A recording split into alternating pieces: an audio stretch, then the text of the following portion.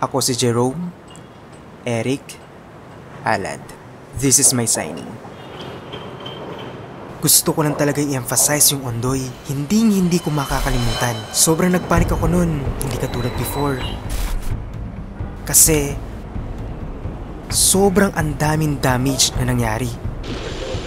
Sinalanta ng bagyong Ondoy ang malaking bahagi ng Luzon. Sa loob lang ng 6 na oras, pang isang buwang ulan ang ibinuhos nito. Dahilan para ang ilang lugar sa Metro Manila lumubog sa lampas bubong na baha.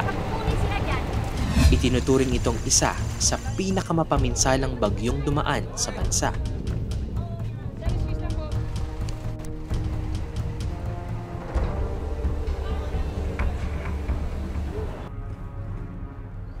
Nung Ondoy bumaha, ito yung markings niya. Same sa Ulysses, hanggang dito rin yung tubig.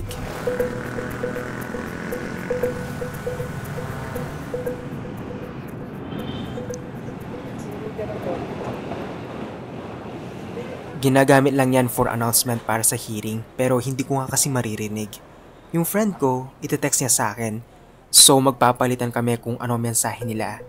Kung ready na ba for emergency. Dati noong Ondoy, wala kang makikita mga ganyan eh. Kahit sa mga Facebook, wala rin. Nung Christine, itong 2014-2018, tsaka lang nagkaroon ng platform para mag-ready ang mga tao.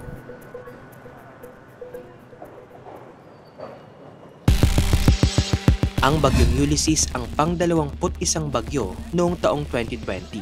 Pinalubog din nito ang libo-libong kabahayan.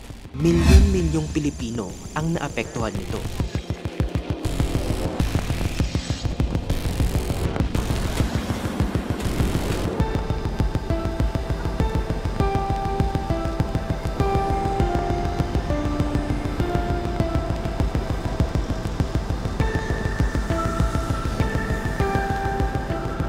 Before kasi na-inform na ang parents ko, mag-prepare na kayo.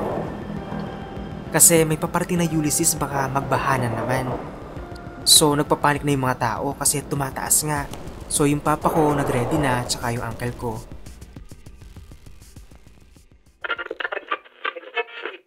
Ang bagyong Nika iling na mataan sa layong 100 kilometro silangan timog silangan ng Kasiguran, Aurora. Taglay po ng bagyo, pinakamalakas na hangin.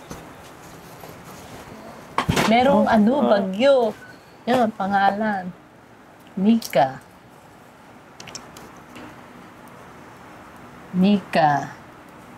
After 2 days, may darating pa isa pa. 3.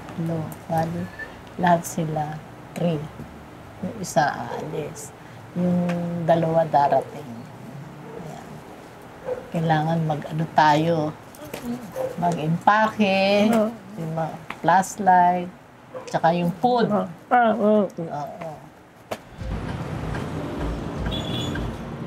Dati hindi ko kasi naintindihan yung Ondoy eh. Tapos after ng Ulysses, at saka ako na siya naintindihan. Pero dati talaga hindi ko talaga alam. At saka kapag malakas ang ulan, babaha na. Hindi rin kasi ako aware kung anong totoong nangyayari. Before kasi nung college time, hindi ko alam yan. About sa mga typhoon na yan, ano bang ibig sabihin. So after talaga niya, naging aware na ako nung Ulysses. So yung climate change ngayon ko lang napag-aralan. Late na. Before kasi, wala.